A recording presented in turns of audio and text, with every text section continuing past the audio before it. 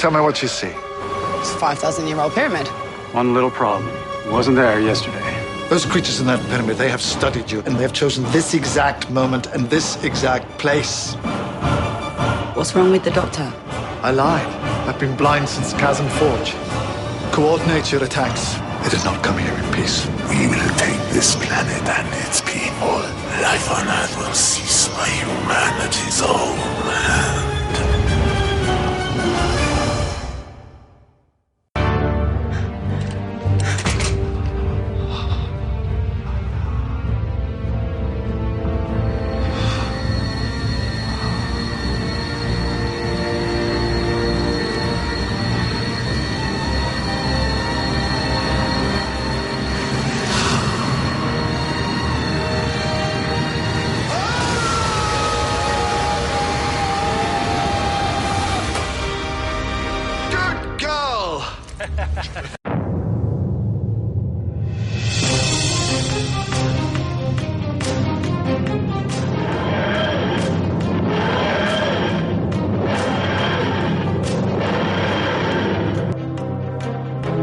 Good morning, good evening, good afternoon, hello, and welcome back. This is episode number 52. It's not a comic book related. We're not talking DC Comics tonight, but we are talking Doctor Who.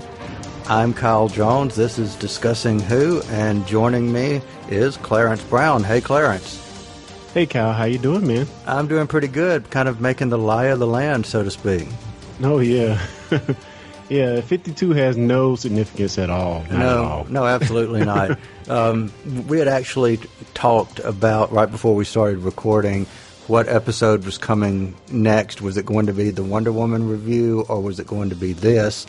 And I made the comment of, well, I'd kind of wanted it to be Wonder Woman for 52, but most people, unless you're a diehard DC fan, wasn't going to even get, even if it was Wonder Woman. So yeah. It would have been fitting, though. It would have been fitting. It would. You're right. It would have been fitting. But again, that was just my OCD brain. So speaking of OCD brains, the doctor is in the house tonight. Literally, he was in somewhere on a boat, but I think we will get to that a little bit in just a minute. But what I want to kind of talk about first, did you see the news about the writer or the creator of Class, Patrick Ness, has said that he will not write Series 2 for Class? Have you seen that? Yeah, I've read the article, and I'm not sure if he's being shooed out or he's just doesn't want to do it, because it seems like he kind of would like to do it, but, I don't know if it's just because the schedule is not working with him, or they're going with a different writer. See, here's my thought. And, well, let me ask you this before I come to the third point that I want to make. But my question on that is, do you think the show can go on without him? Definitely. I don't, although I like the show, I don't think anything he did was anything special or out of the ordinary. Come on, it's Doctor Who. He has so much material to pull from. I'm not saying the writing is easy, but I think the show definitely can go on even if he's not there. What do you think? Well, let me throw that back to you in a sense of they being Stephen Moffat or the BBC or whomever have pretty much alluded to if Moffat and Mark Gatiss do not do Sherlock, pretty much that version of Sherlock is going to not be anymore. There may be a new version of Sherlock at some point in the future. I'm sure there will be. But they pretty much said if those two people aren't involved, along with Benedict, if he's not playing Sherlock, that particular series won't continue. And it's been a little bit the same way with Russell T Davies with Torchwood. If he's not involved somewhat, there's not going to be, any more Torchwood. I don't really think, though, that Class has gotten to that point because Class was only 8 episodes and one series. Yeah, and this is either writer and showrunner? I guess writer and creator. Yes, yep, writer and creator. Yeah, that's weird. I'm looking at this statement here. He's saying, but we should be filming right now. With the new cycles of Who, we'd pretty much need to be on the air by 2019, even before 2019, but we're not. And that's just TV and how it goes, not even a lowest bit bitter. So I don't know. Still, it sounds like he's bitter to me. All right, so here's my third point, and it ties into what you just said. Do we think it's a little bit of a coincidence that he publicly states this the day after the finale aired in the U.S.? So he may be trying to drum up some fan interest to see what can come of it. That's definitely been the route of some shows, but usually when that happens, it switches networks or goes to a totally different medium, TV to online or something. So in this case, with it being a BBC property, I really don't know if that's an avenue that they have actually. And, when you said bitterness and the coincidence of the bitterness, I wonder if he wanted to make that announcement and wanted to say this, but the BBC would not allow him to make that statement for maybe contractual reasons or whatever until it finished airing on BBC America. Because how many people, if they had have gotten 2 episodes in and he says, well, I'm not writing anymore, and that pretty much puts a damper on any more future episodes of Class, would people invested their time into something that they know is not going to continue? Yeah, I definitely think that's the case. You wouldn't want to, like you said, alienate the audience by saying, oh, this is canceled. Well, I think it's been kind of hinted that it might be canceled for a while. But the fact, again, like you said, we've seen this in the past with Russell T in different shows of when that writer / creator moves on, is more than likely the property is not going to continue. So it's unfortunate. I think that Class had a lot of potential.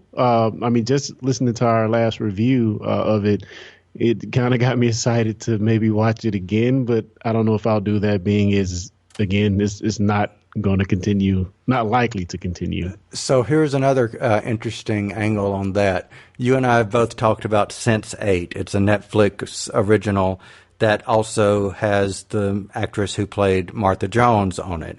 And yeah. The interesting thing with that is I watched the first season. I enjoyed the first season. I watched the Christmas episode. I enjoyed the Christmas episode. But now, even though I want to see these new episodes, their priority of what I'm going to watch, it has drastically dropped in my priority list because there's not going to be any more. And so it no longer has that, watch factor. Whereas I think the same could have happened had he said what he said earlier. I mean, it's totally true what you just said, too. Like, Netflix can sometimes be the graveyard where shows that didn't get the chance to continue go. In your case, you were talking about a Netflix original, but there's plenty of shows that are on Netflix that, that you hear a lot of buzz about, but then, you're not even going to attempt to start watching it because they didn't finish it properly, So, I guess it's just part of the industry. Like he even says, it's part of television. But still, I wish he kind of would have had a chance to at least finish his property. We got that huge cliffhanger by the end of Class Season 1. And it's just unfortunate that we're not going to see that to completion. And I also can't help but wondering if Class, from a business perspective, from a BBC perspective, was nothing more than a little bit of a whet your appetite for the British, the core viewing audience for Doctor Who, which is the British audience for which it was originally made for, meaning we went 2016 without any Doctor Who episodes. Yeah. And there's 8 episodes of Class that are tied, has one brief appearance of the Doctor, tied to the Doctor. But when they put it on BBC Three, which is now internet only, and I think at the time it was coming on BBC Three, since it was internet, it came on, I think, at like 10:30 in the morning, and then it was replayed like a week or two later on BBC One. So your viewing numbers were, for lack of a better word, I think, kind of screwed in the sense of you're airing it two different ways, and Yeah. how does it develop an audience? And then on top of that, they broadcast it in October, November of last year, and people in America, unless you're able to bend the laws of space and time, get to watch it along with Doctor Who months after, it actually, came out. So I just think it was kind of doomed from beginning, if it is indeed doomed. Yeah, completely idiotic move to do it that way. As people in the UK were wanting Doctor Who related content, we were wanting the same thing. So why would you delay it other than to have this 2-hour block of Doctor Who on BBC America? I really don't see why you would delay the show. And again, I think also Class was maybe geared toward the younger audience. I know a lot of people have been disconnected maybe from Doctor Who because we have an older Doctor again. It's not the young heartthrob Doctor anymore. So this may have been a play just to maybe get the younger audience interested in the franchise again. True, but it wasn't quite as young of an audience as the Sarah Jane Adventures. No, definitely not. Definitely not. And it was interesting. And tell me if you found this too. We recorded our review of Class, the entire series, actually on the same night as we recorded part of what we call our Christmas episode that we had.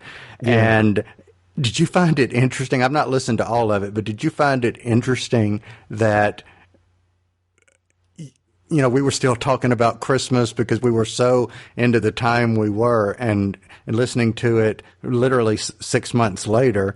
Did you just kind of find that kind of weird a little bit?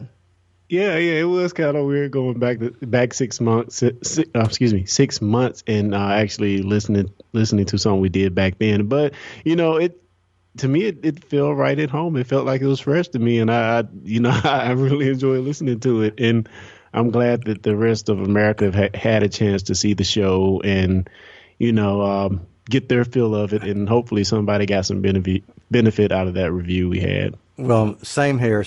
And, coming from, let me say one more thing about it before we move on. Coming from a listener's perspective, when I edited it together, I literally cut out the Christmas part that we had already done, and I had, here, welcome, and so I was like, okay, we have the welcome, okay, this is good, here we go. And then this morning, I get a message from Clarence, or it might have been late last night, did you listen to the episode? Because there's something that you needed to have cut out. And I was like, you know what? Leave it in, just let it be organic. And I decided just to leave it in. But the curious thing was, listening to it this morning on my way to work, I was like, oh, okay, cool. That's that's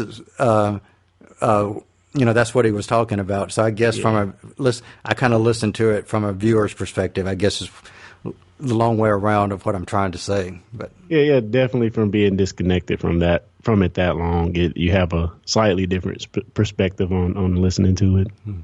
But changing our perspective just a little bit, we want to congratulate real quick our friends from Crew to Who. They are a group located on the Gulf Coast / New Orleans, Louisiana, or the Mississippi Gulf Coast / New Orleans, Louisiana, in that area down there. And they had, from all indications of their Facebook page and as well as Instagram and other things like that, a very successful New Orleans Time Fest, or NOLA Time Fest 5. So this evidently is the 5th time they've had it, and it was this past weekend, and it looks to have been very successful. So congratulations to them. Yeah, hopefully we can make it down there next year. We kind of found out about it on short notice. So yeah, couldn't plan it. Yeah, so we would definitely be looking at that next year as one of the cons that is on our circuit. But speaking of a con that is on our circuit, we have what coming up in a few weeks? Oh, yeah, the Mississippi Comic-Con will be June the 24th and 25th in Jackson, Mississippi. Are you excited about this, Kyle? Actually, I kind of am. Southern Geek Fest was interesting, and of course, Hulanta was, fantastic. But I kind of am. It's interesting that we kind of talked about going last year and said, No, not ready yet. Yeah. And then here we go. Kind of this wish year. we would have went now. Me too. Me too. Yeah, but this one's a little bit different. It's on our, wow, it's funny to say this, our home turf. Yeah, we won't have to worry about traveling. Just travel across town, which is really cool. Jackson is our home turf now. So weird. And, even more weird, interestingly enough, and just a side note for Clarence and I, he and I were talking earlier today. This is actually, whenever we say it's our home turf, 3 years ago, this wouldn't have been our home turf, but our jobs kind of changed. And today is the the third anniversary of that. And it's also the 21st anniversary of when I went to work for the company that got bought by this other company that we work for. So I guess I'm legal now. Yeah, time flies, huh? Time flies. So comics, before we just said something about Mississippi Comic-Con. Clarence, have you seen any good movies lately? Oh man, nothing's out that's really good these days. Man, I don't know. It may not be good, but I do know that there might have been a good word for a wonderful movie that might have come out. Yeah, of course, guys, we went to see Wonder Woman. And that's a really good movie. It wasn't perfect, but it was really, really good. Yes, it was. We'll have something coming out a little later about that. Yes, it was. Yes, it was. But I'm not going to let anybody know. They can just listen to our next episode and hear what my thoughts were. Yes, it was. Whether or not it was perfect or not, yes, it was. But I do want to say one thing before we move on. I just want to congratulate everybody that was involved in that movie, because I wanted it really, really badly to make $100 million, simply because A, it was Wonder Woman, and B, because it was Wonder Woman, and C, because it was Wonder Woman. So it did surpass domestically in the United States over $100 million over the weekend. So that made me extremely happy. So congratulations to everyone involved in the Wonder Woman movie, and especially Gal Gadot for being Wonder Woman, who just blew me away as Wonder Woman. Yes, I agree. She, along with all the rest of the Amazonian women, were fantastic. Yep, I agree. And there, let me say this: I did find it cool in a way that Hippolyta had blonde hair, because in different versions of Wonder Woman, Hippolyta's hair changes of her origin, and I just thought that was cool that she had blonde hair, even though I did like the black-headed Hippolyta. So. Cool. And the cool thing about the black-headed Hippolyta, and then we will move on, is at one point she was Wonder Woman as well. Oh, really? I didn't know that. Wow. There was a story where, as punishment for something that Hippolyta did, she had to take up the mantle of Wonder Woman for a time. So that's actually not punishment. Well, considering what she did, yeah, it was punishment. But the Goddess of Truth, I think, eventually took back over the role.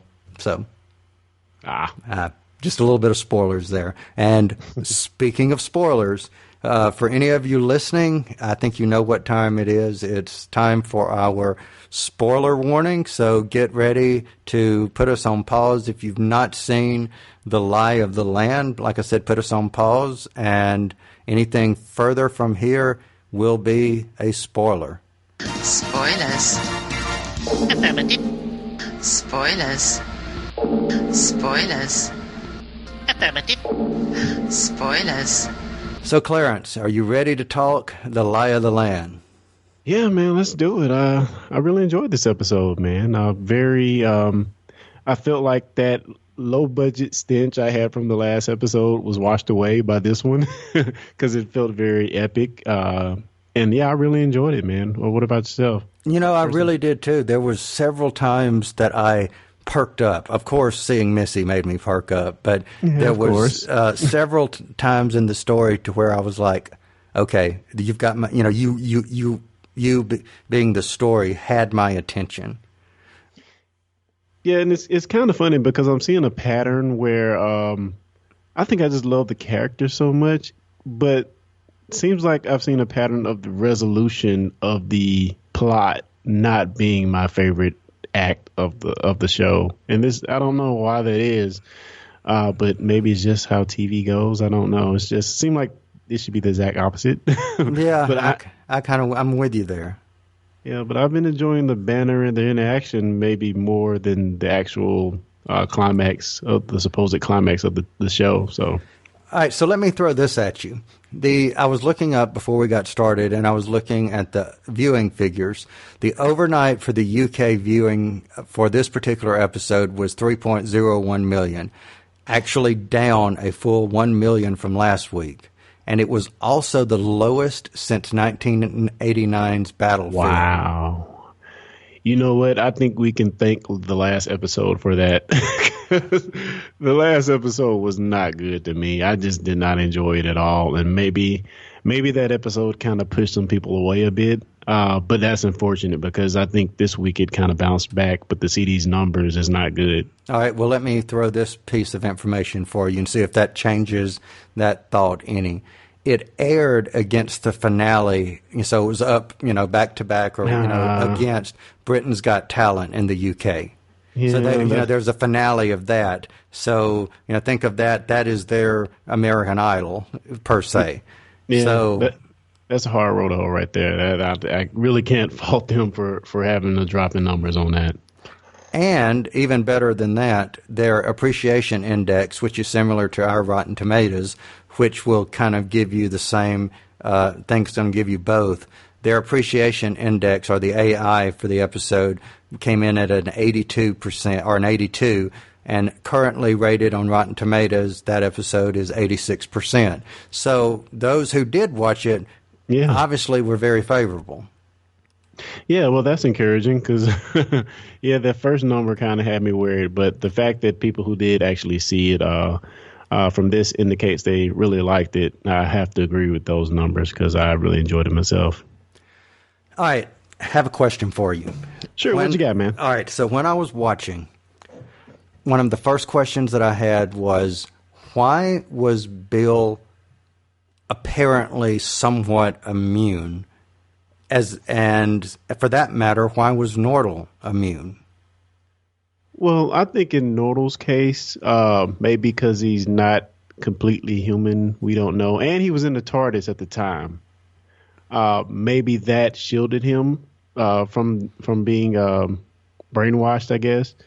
But Bill, I think that maybe she was immune because she was the catalyst, so to speak, for the whole thing. So that's maybe why she remembered what was going on.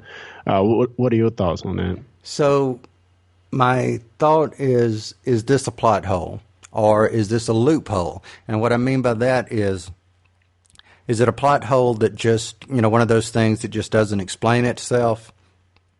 Well, or is it a loophole that is going to tie into a later episode? Because I just, if I were the monks, if I were these creatures that or whatever they are that are coming to take over a planet, and that person that gives consent is the key, then I'm going to have that person logged up, holed up somewhere, so that nothing can happen to them if that's the key. Yeah, why would you let her free roam at her free will everywhere, where she's, like you said, is the key to this whole thing going as planned? But she isn't the only one that remembers, though, as you know. There are other people who kind of come to the realization they've just been here for a few months, and we're going to lock these people up and kill these people, which I thought was very weird. Not really weird. I could see it happening, but later on, we see the doctor is kind of plotting his escape. I think that it's weird that he would let that go on when he know people are being rounded up and killed for having these memories. But I totally get what you're saying, how it could be a potential plot hole, and why wouldn't you just grab her and lock her up if you know she's the catalyst? But again, no, I'm talking about. No, keep going. But again, we once we talk to Missy later on, which I guess we'll get to, we kind of know why they want her to be out there. It's kind of explained by Missy a little bit later on, so maybe we'll get in that when we talk about Missy. I was going to ask you, the next question I was going to ask you was, do you think that they went back and reshot some of this episode or, inserted some of the dialogue over, because especially the scene with the doctor where he's talking about fascism and, you've got the different elections going on, not just in the United States. You've got the elections in France. You've got, all the political stuff that's going on. And my question was going to be, do you think that was superimposed on the story at a later date of when they, filmed this? But looking at the production notes, this actually was not filmed until the 16th of January 2017 through February the 22nd, 2017. Wow, that's really late. Yeah, and it was really recent, so it kind of explains a little bit why there was so much of things that are going on that they kind of alluded to that they were able to allude to. Yeah, I mean, he have to have written this a pretty good while prior to this. It's a 3-episode arc. So I can definitely see them throwing in elements of what's going on in present day in there. But to me, it's kind of quintessential to the whole story that we get in this last part here. So maybe they added in a few sprinkles, but I don't see where they, drastically changed things at that point, even if they did shoot it in January. And see, interesting, too, is Moffat did not write this episode. The Pyramid at the End of the World last week was written by Peter Harness and Stephen Moffat, but Toby, I think it's Toby Whitehouse or Toby Whithouse, is the one who wrote this one. So, I just find that quite interesting that your third act in this story was not written by Moffat at all. Yeah, which is really, really weird. What do you think about the revisionist history opening? And I thought some of the things I thought were really funny, how they showed the monks taking credit for some of the doctor's achievements. I thought that was really cool. The thought that popped into my head was, where was the silence when they were talking about the one small step for man, one giant leap for mankind? Oh, yeah. Remember that from the Impossible Astronaut, where they imposed the, I was like, okay, did they take the silence out? Hey, I could actually see them two going up against each other. That might be a grand battle. Maybe that's why we didn't remember it. Yeah. Considering the silence. Yeah, and you spoke a minute about Crazy Doctor, but I love the crazy propaganda piece, Doctor, spiky hair, tattered clothes. I thought he was so freaking cool and scary at the same time. Mad scientist like. Yeah, I liked him too, and it goes back to Series 8 and thinking, why couldn't he have been like this all along? I mean, what do you think? I don't know. I mean, I liked him in the context of this story. Well, let me be a little more precise. I like the parts when he was acting as if he was evil. He was like doing the propaganda pieces on the TV and stuff. I like that because I just liked Peter Capaldi acting like a crazy man on TV. I thought that was fantastic and funny. And some of the looks that he gave, that look when he was on the TV as well as the look when they charged the doc with the boat, I thought that was really fantastic. I like seeing him have crazy fun, other than this guitar type stuff. I like seeing when he's a little bit more crazier in his antics. So I really enjoyed that. And he did a good job of the wild-eyed, don't know what to expect. Is he with them? Is he not with them? Kind of thing. Yes. So I have to ask you, what do you think about Bill's mom playing such a prominent role in this episode? It goes back to something you asked, actually. I believe it was you. It may have been Lee, but I think it was you who made a reference to why is Bill's mom so important in Knock Knock. Remember when she was putting up the picture of her mom. It was like, why are you all of a sudden such attached to your mom?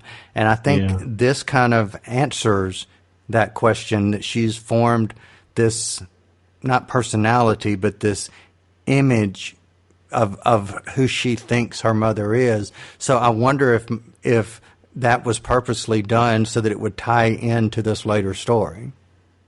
Yeah, but even the climax of this story makes me think I think it was actually you that said this, and maybe her mom means something more than we understand. And I still kind of get that feeling because I don't know if we've seen the last of Mama Bill on this. It's just something about that tie-in. I don't see it just playing at the end of this episode and that being it. It seems like it's something greater. And maybe I'm just crazy. I don't know. But it's just they have to at least explain what this tie is about her mother that makes it so important. I still don't know if I got that by the end of this episode. Okay. Well, here's what I want to do. I want to talk about Bill further, but before I do that, I want to go to a commercial real quick, and we will be right back in just a moment. Discussing Who is brought to you by Audible. You've probably heard of Audible, but just in case, they are the world's leading provider of audiobooks. They have more than 180,000 titles.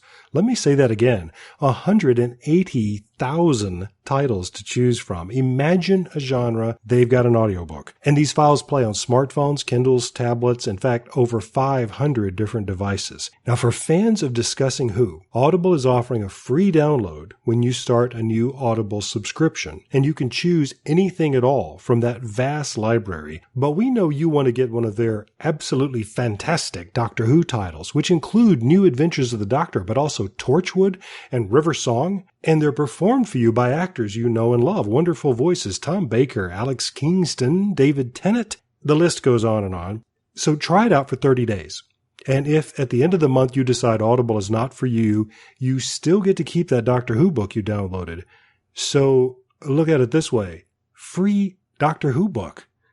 So here's how you get started. Point your favorite web browser to audibletrial.com/discussingwho. That's audibletrial, all one word, audibletrial.com/discussingwho, also one word. And that's how you get your free book. What could be better than that?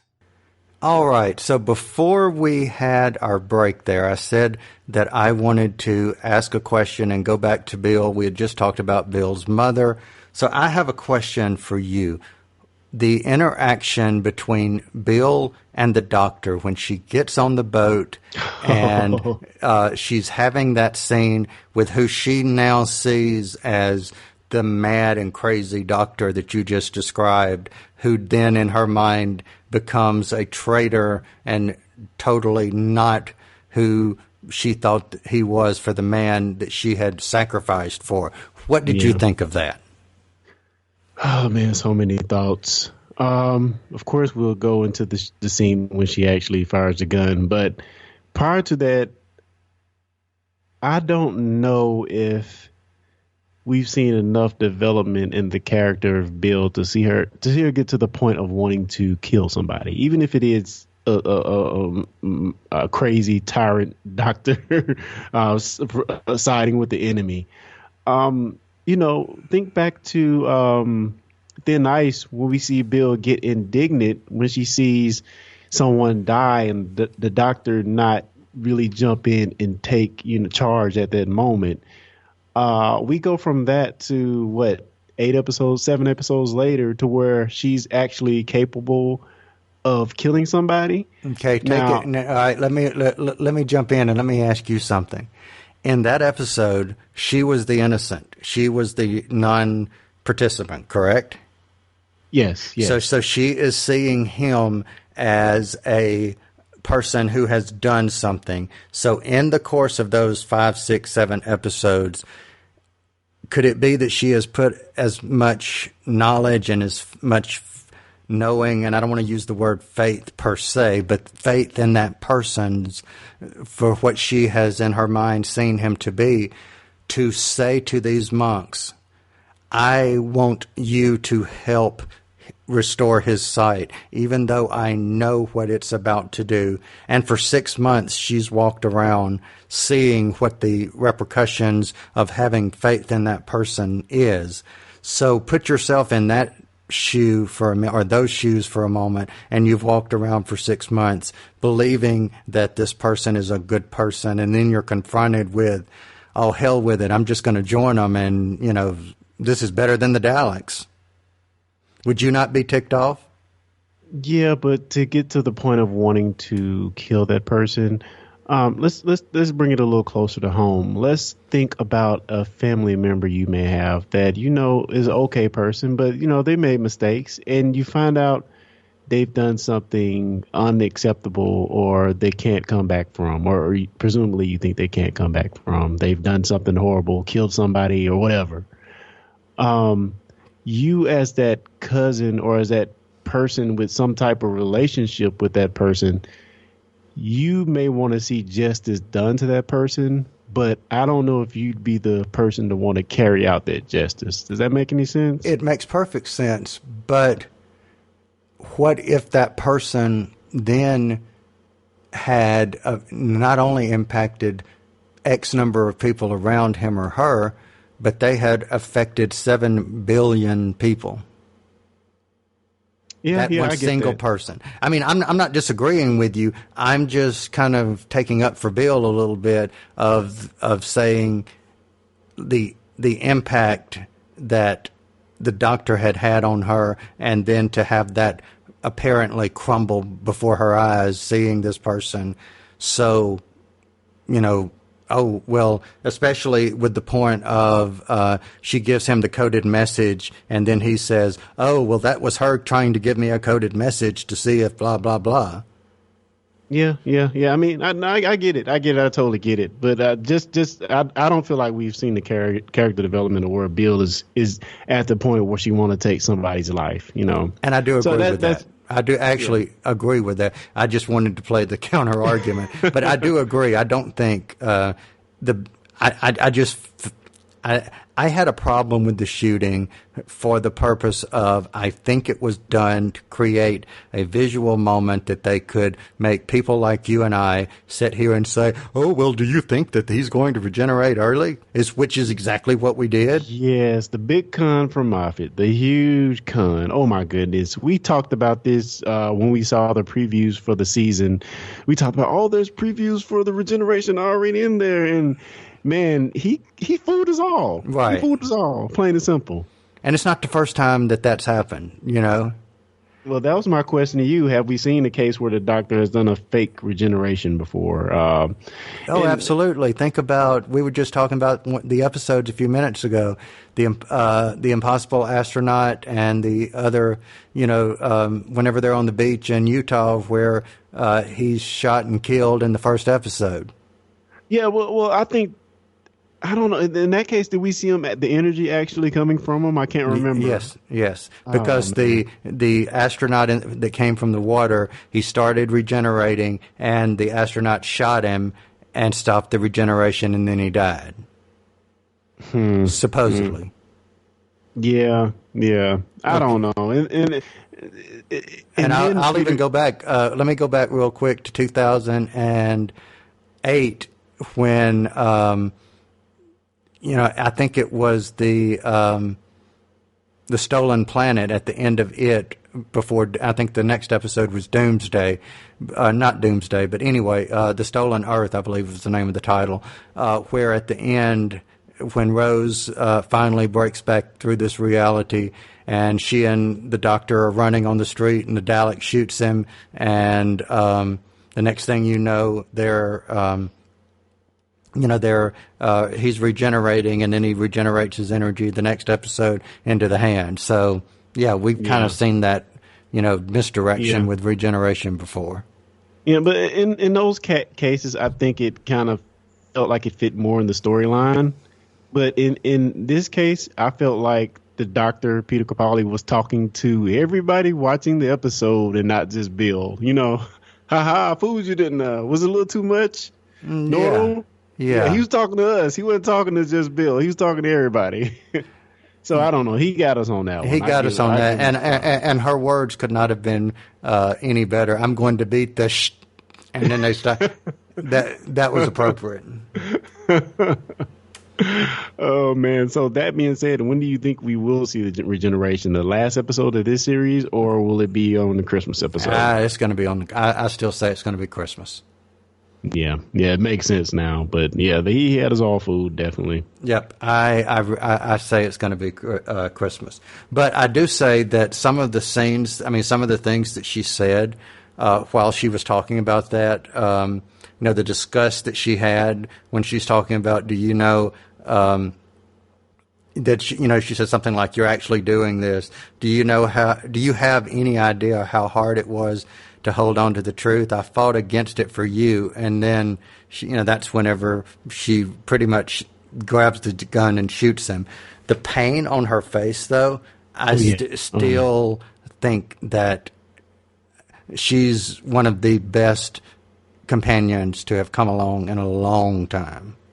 Yeah, and I will give you credit on your point that, she's had this 6 months to live with this, this basically fighting this brainwashing. So, I definitely believe that can play on your brain or on your psyche for having to deal with that for that long. And so I guess I will relent a little bit and give you credit on that because, if you got to deal with that for that long, dealing with that impossibility for 6 months, not knowing anything, not even knowing the doctor. Well, I guess you saw the doctor on TV, but I could definitely see how that would mess your mind up and make you want to kill somebody, unfortunately.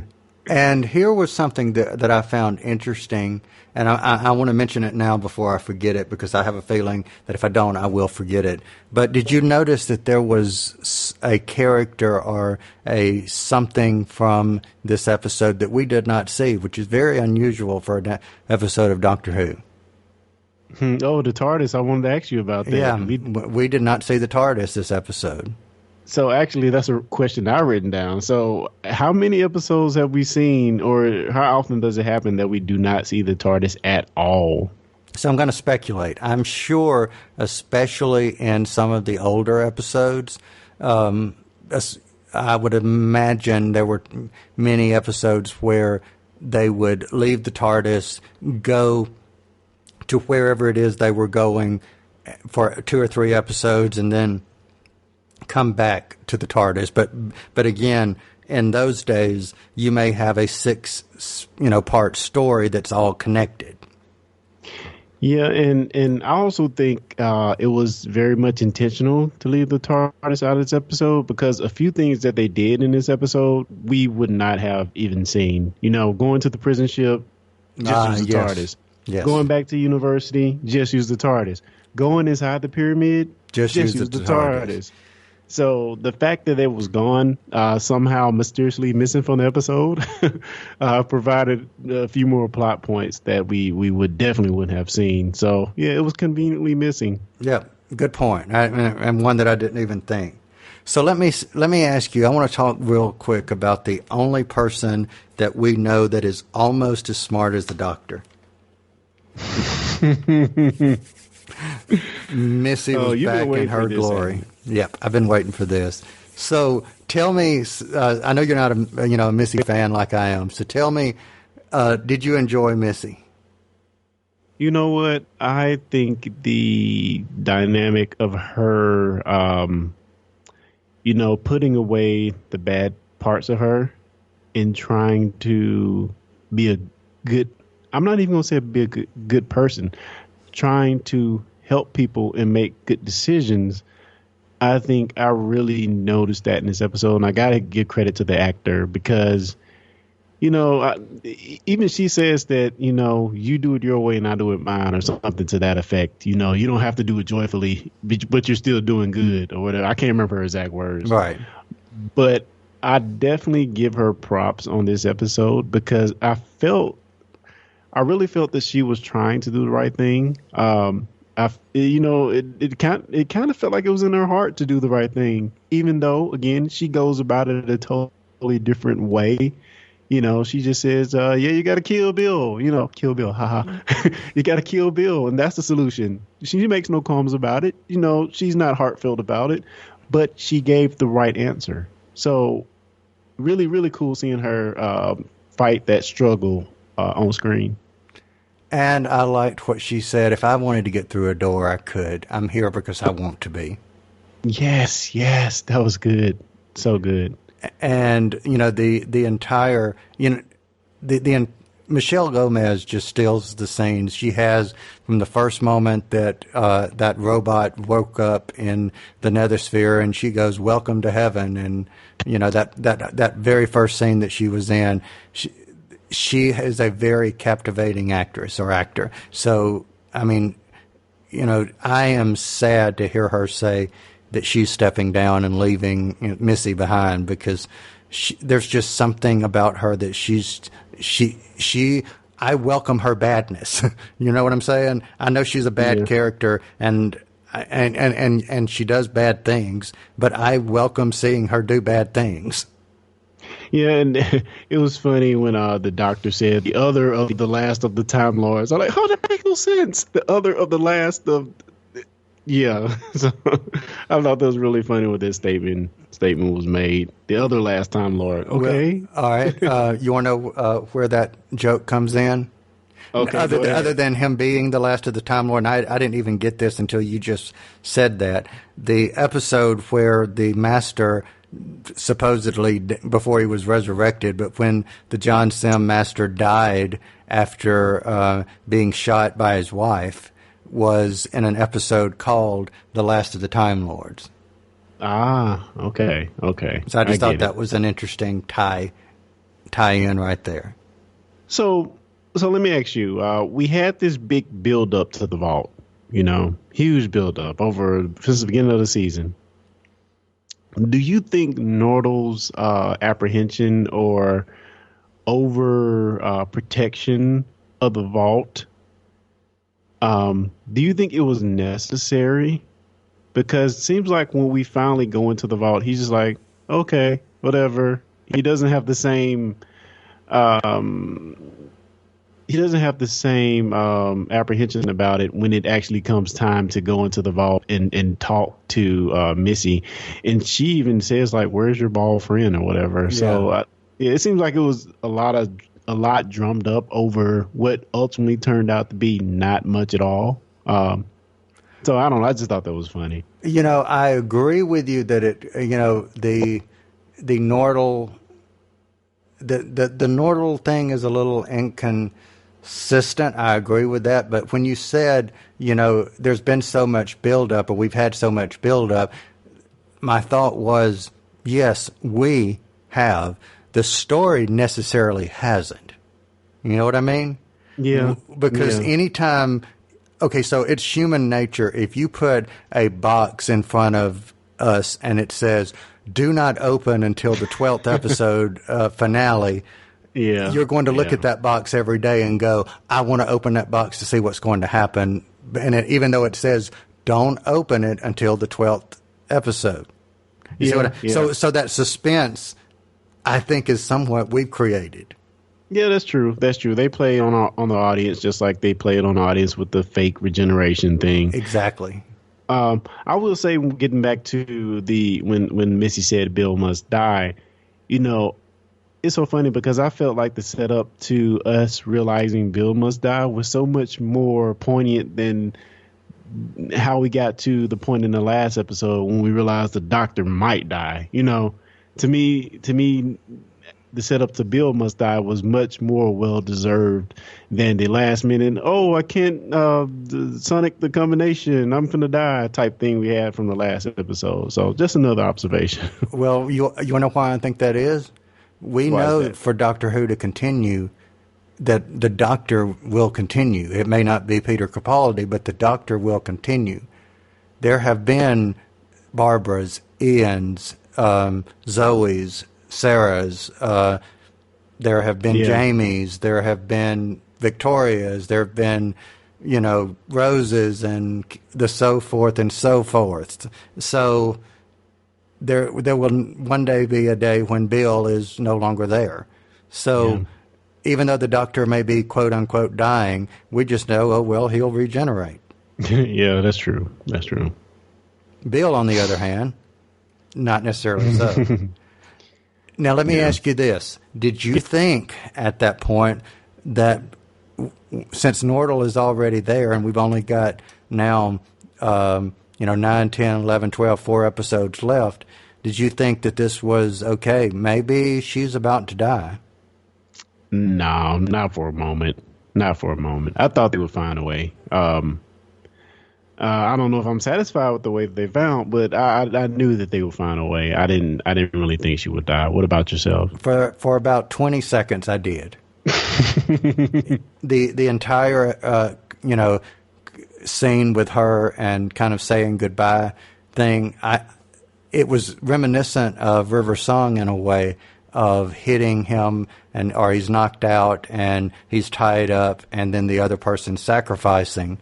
That was the same thing that happened in the library to some degree. But yes, when she was having that, moment of sadness, saying goodbye and saying thank you, I thought for about 20 seconds, okay, is she, because that was one of the perk up times, and I was going, is she about to die? Yeah. And then, of course, we had the resolution. Yeah. Yeah, this is the second time on Saturday that I actually consumed a property that the answer was love conquers all, kind of, by the end. But what do you think about her mom kind of being the catalyst to her being able to resist this machine that even the doctor with his big brain couldn't resist?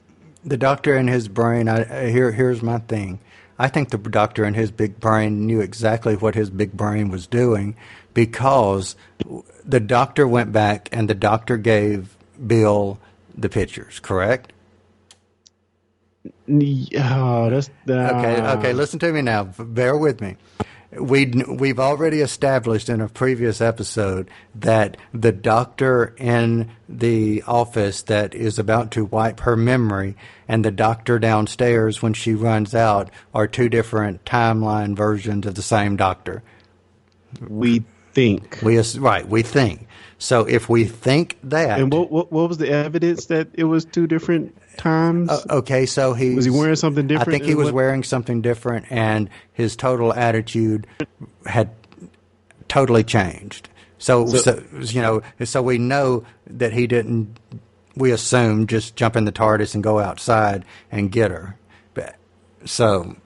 Yeah, I think it may be interesting. By the last episode, we see him actually go back and do the pictures. I guess I don't. But we've seen him do that. We saw him do that in the first episode, because he sees her. I mean, she sees him actually in one of the like a shadow or like a reflection in a mirror. Yeah, she sees him taking the picture. But do we see the moment the doctor left the current time to go back to take the picture? I get what you're saying. He does that. So maybe that happens in the future or at some point. Yeah, that makes sense. But I don't know. They reference that? Do they make any reference to that in the episode at all? I don't think they do. No, but I just think never underestimate the doctor's thinking. Yeah, never underestimate Moffat screwing with our brains. And that's even better. So let me ask you this. What did you think of the ending scene? I know we've talked about Missy a little bit more, but that ending scene of her sitting there talking to the doctor at the end, what were your thoughts? Yeah, I mean, I guess I kind of hinted this a little earlier. It genuinely feels like she has remorse and wants to do the right thing, but ... You never can be too sure with Missy. I think she may be doing the long con here to actually get out. But at the moment, she seems genuine, but I don't think I can trust her, and I hope the doctor doesn't. What are your thoughts? Remember what her name is. It's Missy, short for mistress. She certainly couldn't keep calling herself the master now, could she? Hence, this is, regardless if she's calling herself Missy, this is the same master who has been around since the 70s and has done some very diabolical things over the years. So do I trust her? 0%. No, I do not trust her. Do I think she's remorseful? 0%. I do not think this is her long game. Yeah. I agree. And still, we haven't found out how we're going to actually see John Sims return. So yeah, it's just going to be interesting. Whatever happens, do you think this will be the final arc that we see with Capaldi? I think next episode. See, what's weird is if it's a comic book, I'm calling it an episode. If it's a TV show, I call it an issue. I completely have it, backwards. But this next episode, I think, will be standalone when they go to Mars. But I think 10, 11, and 12, I think will be one big story that ends with a cliffhanger that goes to Christmas. Yeah, I kind of agree. It should be fun, whatever they wind up doing. I'm excited. And I really enjoyed this episode, man. I really, really enjoyed it. Besides the ending, the love conquers all thing at the end, I think I was really on board with it. And I just love the pacing of it. And seeing Bill all blacked out and closed, playing a bit of not really a spy, but, kind of sleuthing around to try to figure out what's going on. And, even though they kind of fooled us all with the doctor being shot thing, I still thought it was interesting. And, I actually found... Well, before you give, I think you're about to give your rating. So I've got a quick question, though, before you get to the rating. And, my question is, how do you think John Sims' master will come back? Oh, man. I still think it has something to do with that machine that Macy was in that was supposed to kill her and the doctor tinkering with it. Okay. I still think it's going to reverse the regeneration instead of taking the regeneration power away completely. So that's kind of what I think is going to happen. So you're thinking that John Sim will now be the master going forward? Yes, that's what I think. Because wasn't the machine supposed to take away future regenerations? And I think it was supposed to just basically kill the person. Yeah. So I'm still thinking maybe that can have something to do with the regenerations going in reverse or something. I don't know. I don't think it'll be a flashback at this point because I think it'll be kind of dumb for it to be a flashback. So, yeah, I think it's going to be what we talked about, kind of reverse regeneration or degeneration, as you put it. Do you have any thoughts on it? No, but that's pretty much. I don't really know. I do know that they are going to be on screen supposedly together, not in a regeneration scene. So I'm not saying that she won't degenerate back into him. However, I do know at some point they have said that they're supposed to be on screen together at the same time because they've never had a dual master story. What if they try to extract the evil from the good Missy part and that's what happens? They have two different ones. I don't know. Yeah, I would think if that did happen, that and she did degenerate back into him, I would think that if that did happen, that would be how Michelle Gomez exits as Missy as the master kills her. If that happened. That would be interesting. Actually, that was kind of a good twist, and I could see that happening. Is this you are not me or whatever, blah blah blah, and yeah. Oh man, good episode though. I enjoyed it. So how do you rate it? I know I interrupted you. So how did you rate it? I would give it a 4. I really enjoyed it. It had some a few plot holes. We didn't see the TARDIS, and I didn't really enjoy the ultimate resolution. But I do think her mother has some greater meaning that we're going to find out, maybe. But overall, I enjoyed it, and I thought it was really well done. So I'm giving it a 4. And what about you? All right, so I'm going to go back and talk about what you said last week, or we both said along with Lee last week, which was, Lee really liked it. So I guess what you and I said, which was last week kind of felt like a filler episode. And I think we would have enjoyed it, or I would have enjoyed it much better if this would have been a true 2-parter and then, not had all the extra from last week. I think it would have been much, much, much, much better. That said, there were some monumental moments in there, mainly with Bill, the acting that she did, and her interaction with Nordal. Now, did I like Capaldi? Yes, I liked him. Did I like seeing Missy back? Oh, 100%, absolutely. But with all four of those ingredients going kind of mixing together, I'm actually going to give it a 4.25, almost to a 4.5. Okay, wow. Because it has Missy in it, and I can't complain about a Missy episode. Oh man, you and this Missy, I just don't know, man. I just don't know. Say something nice now. Come on. I'm gonna have to get you an umbrella. Okay. All right. Maybe so. To go with the backpack. Maybe so. I knew you were going to say that. All right. So those are our views. So anybody listening, if you want to give us your rating, feel free to do so. You can send us an email at discussingwho@gmail.com. You can record a voicemail on your smartphone or a voice memo on your smartphone. You can email that to us. You can email it to us or send it to us on Facebook at facebook.com/discussingwho. You can also leave a voicemail on our voicemail line, which unfortunately I can never remember, but go to our website and you can see it on the website. So, Clarence, anything else that you might be working on, my friend? I'm not working on much, but I will put out a call to action, as Cal just said.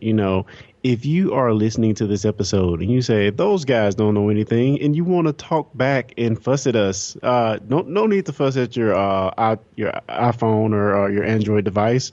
Record something and send it in to us. We'll play it on the show, and we'll even answer your question. So no need to talk into dead air. Just send it to us, and we'll get it on the show, and we'd love to have your interaction. Absolutely. And speaking of iTunes, while we're talking about iTunes, if you are subscribed via iTunes, if you would leave us a star rating or both would be great, but a star rating and or a review on iTunes, does that help us out monetarily? No, we're not doing this for money, but what we would like to have happen is to expose our show to as many people as possible, and the more reviews we get, the higher our rating hopefully might become. So if you have a few extra minutes and you wouldn't mind helping us out, I think I speak for Clarence as well as Lee in saying that would definitely be appreciated. Yeah, and speaking of Lee, he's not here, but I will say if you enjoy audio drama, if you enjoy podcasts, you're well suited for audio drama. Check out Lee's Patreon at patreon.com/relativity. And yeah, check it out. It's an awesome show, and you definitely should be participating. See, and my diabolical mind, thanks to the tricks and tips that I learned from Missy, fixed it so that Lee would always be with us because he is our closing voice. You hear him on every episode, and now he is also our audible voice that is in our audible commercial. So Lee can't escape us. He's here with us in spirit and voice, whether he's on the show or not. He can't escape. Oh yeah. So, all right. But for you, my friend, is there anything else that you're working on? Any kind of tech expedition or tech petition you might be working on? Yeah, you can check out my other podcast. That's at techpedition.com, TCHPEDITION.com, where we talk about tech, anime, comics, video games. We kind of run the gamut. Check us out. Cool. Well, I'm kind of curious to see what you guys think of the Apple news and stuff that came out today. So that may be something I wouldn't mind hearing you guys talk about. Hint, hint. Oh, yeah. Oh, yeah. All right. Well, thank you, everybody, for listening. We will be back, whether you're listening to us in order or not. But if you are listening to us in order, we'll be back later this weekend with another brand new episode that will be reviewing Wonder Woman. So hope you enjoyed that one as well as this one, and tell your friends about us and like us on Facebook. So thank you for listening. Thank you for spending some time with us. And with that, we are out of here. You've been listening to the Discussing Who podcast. Discussing Who is made by fans for fans. No copyright infringement is intended. Show us you're fans of the show by liking us on Facebook, following us on Twitter. You can find us on the web at www.discussingwho.com. Want more Discussing Who? Find us on iTunes, Google Play Music, Player FM, the Doctor Who Podshock Alliance, and more. Send us your feedback to discussingwho@gmail.com, or if you'd like, simply record a voice message and send that to us via your smartphone, tablet, or computer. We want to hear from you.